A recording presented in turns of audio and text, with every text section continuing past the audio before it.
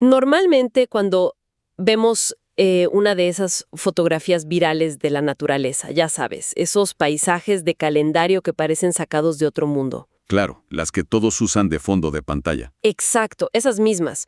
Pues se genera una especie de expectativa de eternidad. Es como admirar una pintura clásica en un museo. Ajá. Se asume que ese encuadre perfecto ha existido así desde el principio de los tiempos y que por alguna regla mágica del universo va a seguir intacto para siempre. Sí, pero fíjate que esa expectativa de eternidad es una trampa visual muy común.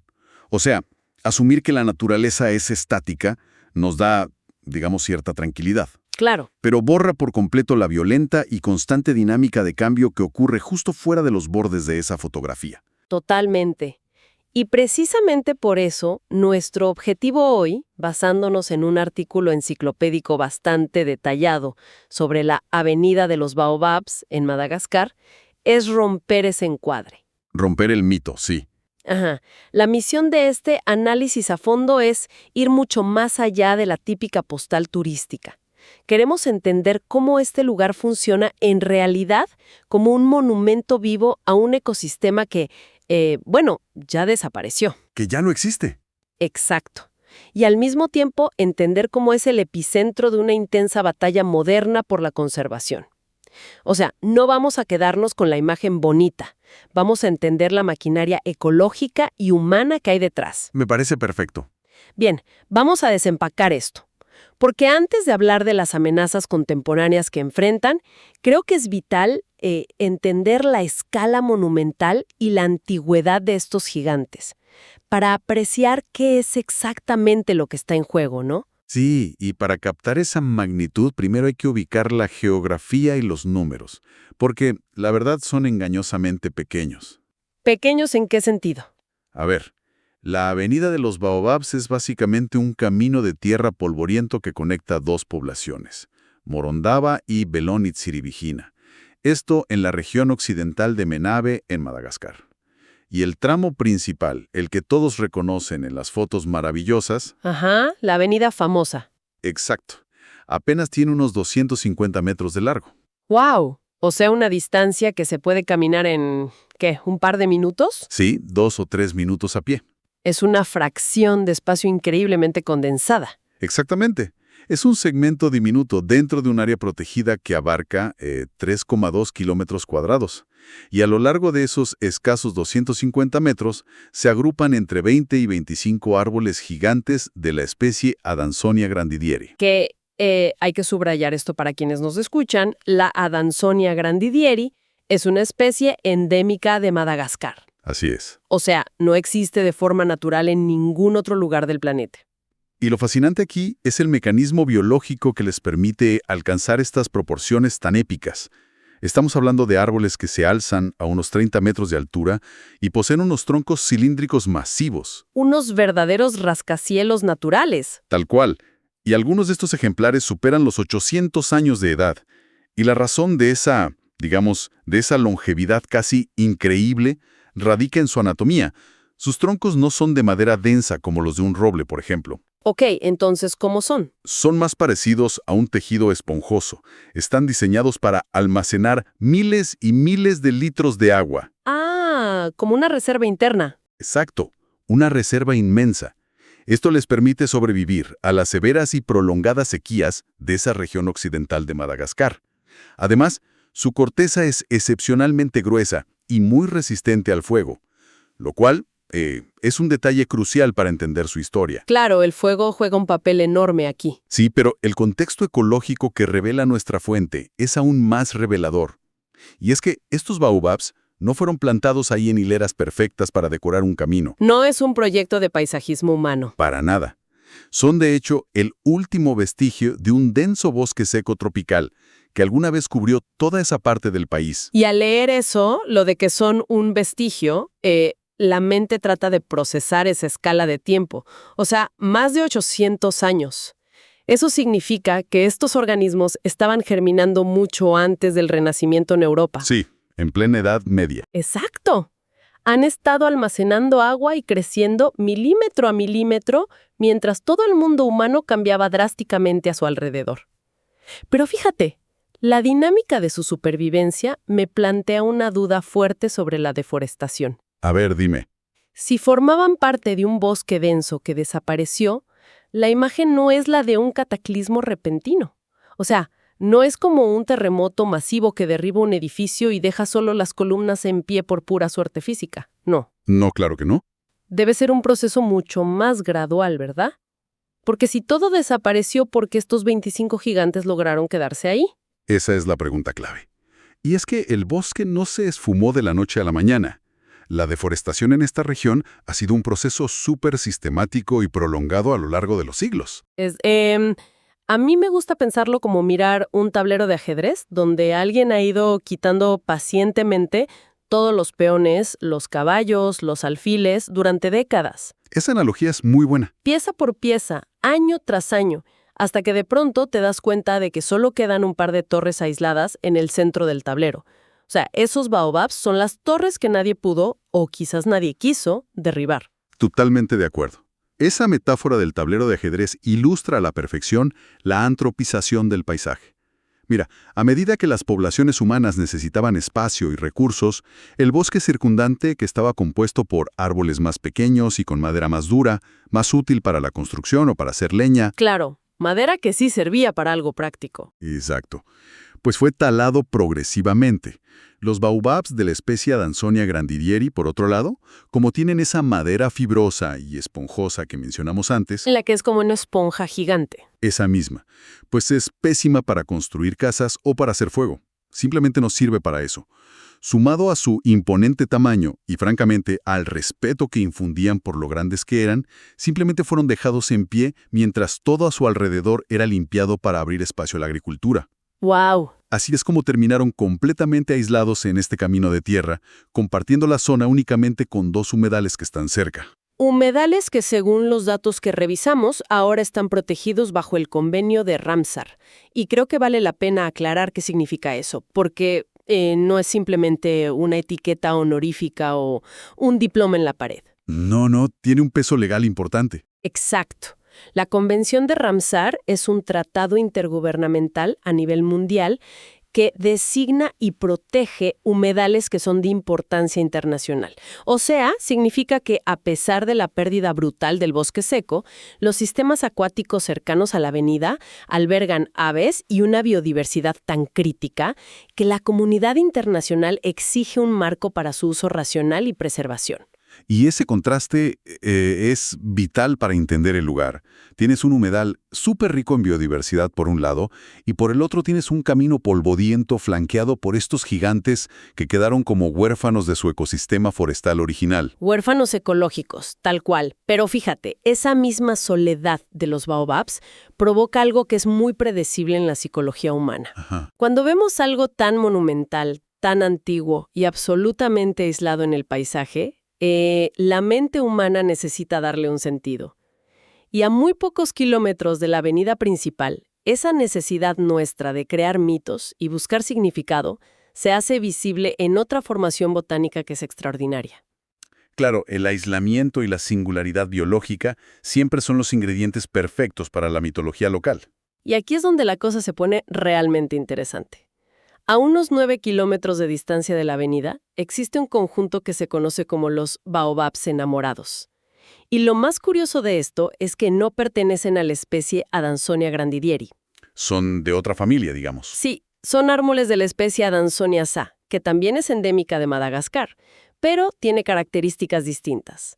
Aunque lo espectacular aquí no es solo su especie, sino la morfología. Su forma, claro. Estos dos inmensos árboles no crecieron simplemente uno al lado del otro, no. Crecieron con sus troncos completamente retorcidos y entrelazados. Es como si se estuvieran fusionando en un abrazo botánico permanente a medida que se elevan hacia el cielo. Y biológicamente, mira, es un caso extremo de crecimiento adaptativo, donde dos semillas germinaron tan cerca que a lo largo de décadas o siglos, sus cortezas y sus tejidos vasculares tuvieron que acomodarse al espacio del otro. y así fueron creando esta espiral ascendente. Es increíble. Sí, es un fenómeno rarísimo que desafía por completo la verticalidad típica que solemos asociar con estas especies. Normalmente crecen rectos como columnas. Y, por supuesto, frente a un fenómeno tan visualmente poético, la población local no iba a conformarse con una explicación aburrida sobre tejidos vasculares y crecimiento adaptativo, ¿verdad? Claro que no. La ciencia a veces no es suficiente para explicar la magia del lugar. Exacto. La leyenda local cuenta que estos árboles personifican el amor imposible de una joven pareja. Eran jóvenes de 2 aldeas cercanas que, por convenciones sociales, tenían prohibidísimo casarse. Una historia clásica de amor prohibido. Totalmente al estilo Romeo y Julieta. Y bueno, ante la desesperación de no poder estar juntos en vida, le suplicaron a su deidad poder unirse para siempre. Y la respuesta a esa plegaria fue, según la leyenda, transformarlos en estos 2 baobabs de la especie Adansoniaceae, entrelazados por toda la eternidad. ¡Wow! Es fascinante ver cómo la narrativa humana se envuelve alrededor de la botánica de una forma tan literal. Y si conectamos esto con el panorama general, la verdad es que vemos cómo opera la sociología de la conservación. ¿A qué te refieres con sociología de la conservación? Pues mira, esta leyenda ilustra muy bien el asombro humano ante lo que es endémico, ante lo único. Cuando una comunidad envuelve a un elemento natural en una historia sagrada o romántica, automáticamente le otorga un valor intrínseco. Ya no es solo madera. Exacto. El árbol deja de ser una simple acumulación de biomasa o una posible fuente de sombra, y de repente se convierte en un símbolo cultural intocable. Genera un sentido de pertenencia en la gente. Y desde la perspectiva de la ecología moderna, te digo, esta veneración cultural es una de las herramientas de conservación más antiguas y efectivas que existen. Se protege lo que se venera. Esa es la regla de oro. Lo cual nos lleva a una paradoja que, francamente, resulta bastante amarga cuando analizamos las fuentes. Si estos árboles están tan enraizados en la cultura a través de estos mitos, y si son tan vitales para el turismo de la región, y si además están respaldados por convenios internacionales como Ramsar para sus humedales, Todo suena perfecto en papel. entonces, ¿qué significa todo esto? ¿Cómo es posible que el Fondo Mundial para la Naturaleza, el mismísimo WWF, haya tenido que dar una voz de alarma sobre su desaparición inminente en la última década? Bueno, es que ahí está el problema. Porque la veneración cultural y los títulos burocráticos tienen un límite de eficacia muy claro cuando se enfrentan a presiones económicas extremas, y sobre todo a las mecánicas de supervivencia agrícola en áreas que están profundamente empobrecidas. Claro, el hambre no entiende de mitología. Exacto. Hay un choque brutal, un cortocircuito entre el estatus de protección que está escrito sobre el papel y la mecánica dura, la realidad del terreno. Y hay algo en los datos del artículo que ilustra este choque de una manera bastante alarmante. En julio de 2007, el Ministerio de Medio Ambiente, Agua y Bosques otorgó a la avenida un estado de protección temporal.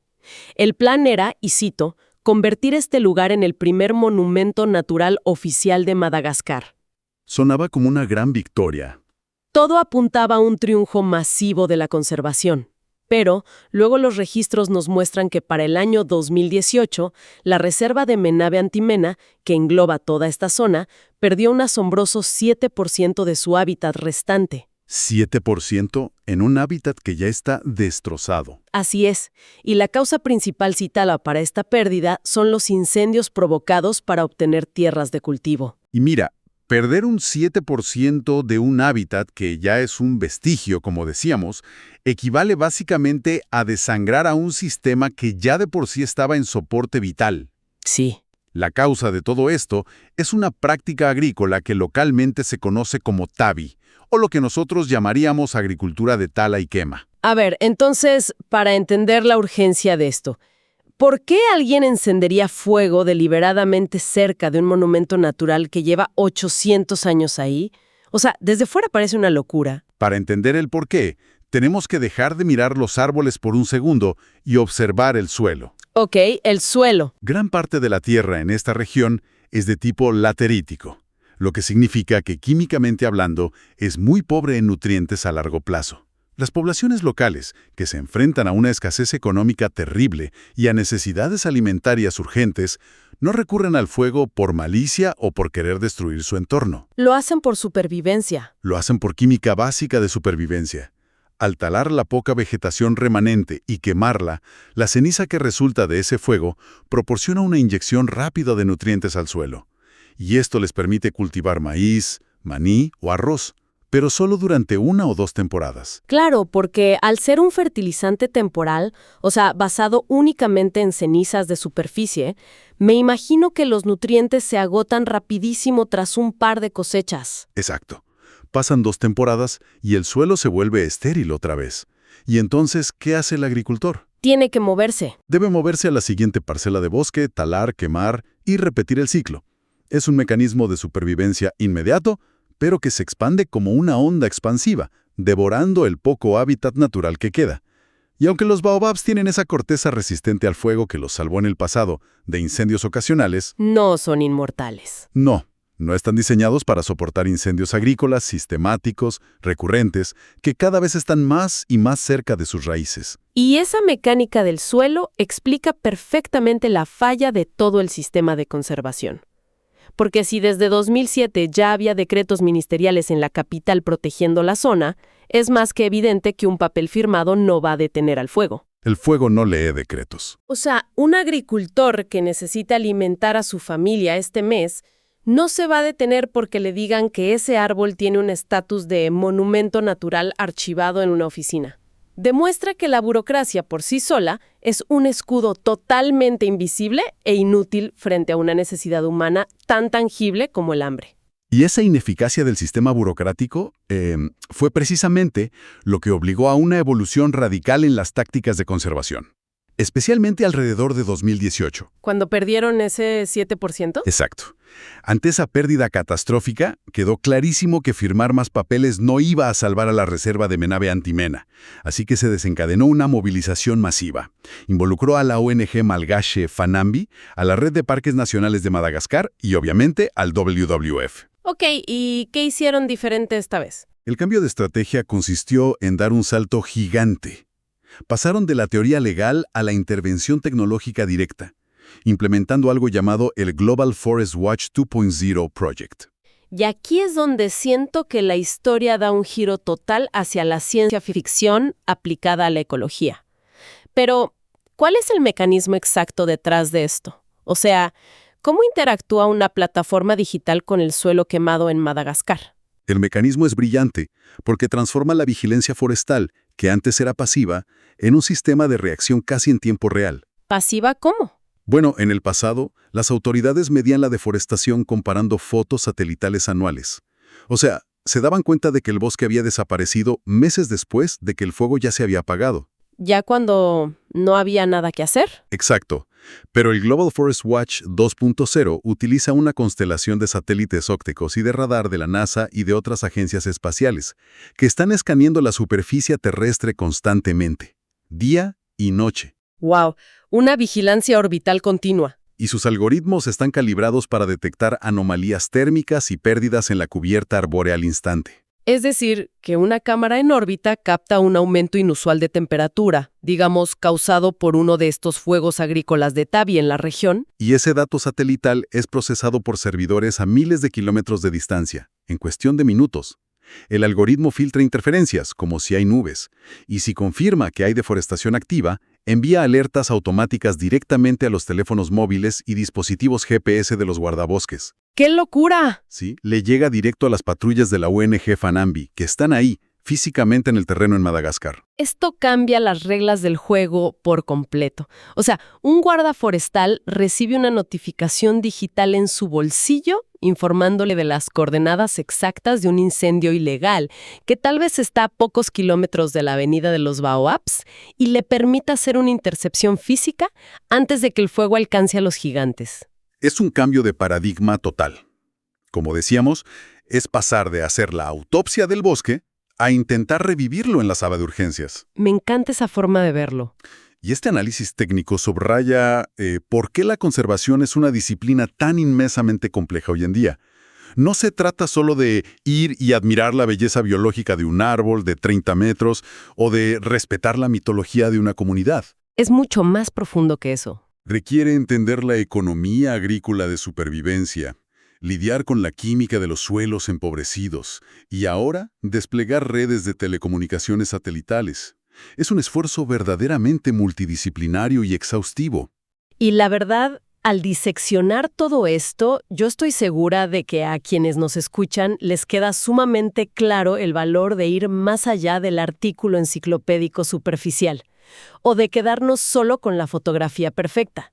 Porque detrás de cada paisaje deslumbrante que vemos consumirse en las redes sociales, detrás de la aparentemente serena avenida de los Baobabs, hay un ecosistema al borde del colapso librando una guerra diaria por su permanencia. Una batalla que no se detiene nunca. Estos árboles no son meros fondos para que los turistas se tomen fotos, son un registro cronológico de la interacción humana con el entorno a lo largo de siglos. Y hoy por hoy, un verdadero campo de pruebas para la supervivencia medioambiental. Y esto nos obliga a abandonar esa ilusión cómoda de que la naturaleza se mantiene a sí misma sin ningún esfuerzo. La majestuosidad de la Adansonia grandidieri o esa rareza entrelazada que vimos de la Adansonia sa requieren hoy de una red de seguridad sumamente activa. Y mira la ironía. La intervención humana fue lo que aisló a estos árboles en primer lugar. Y paradójicamente, solo una intervención humana hipertecnológica parece capaz de mantenerlos de pie hoy en día. Y eso, la verdad, nos deja una idea bastante profunda para procesar mucho después de que apaguemos el dispositivo hoy. Si lo pensamos bien, estos colosos botánicos llevan más de 800 años dominando ese paisaje. Su biología interna les permitió almacenar agua, resistir sequías extremas y sobrevivir a todas las dinámicas lentas de un mundo que era preindustrial. Lo hicieron completamente solos durante siglos. Exactamente, lo hicieron solos. Pero hoy, en el presente, su supervivencia depende casi por completo de que un algoritmo de software interprete correctamente los datos térmicos rebotados desde un satélite en el vacío del espacio hacia un teléfono móvil en medio del camino de tierra. Y yo me pregunto, si estos gigantes milenarios ahora viven conectados a este soporte vital digital para no ser consumidos por el juego de mañana, ¿qué otras maravillas antiguas de nuestro planeta existen hoy únicamente porque una red invisible de tecnología del siglo XXI la sostiene en secreto, regalándonos la ilusión de que la naturaleza sigue siendo eterna?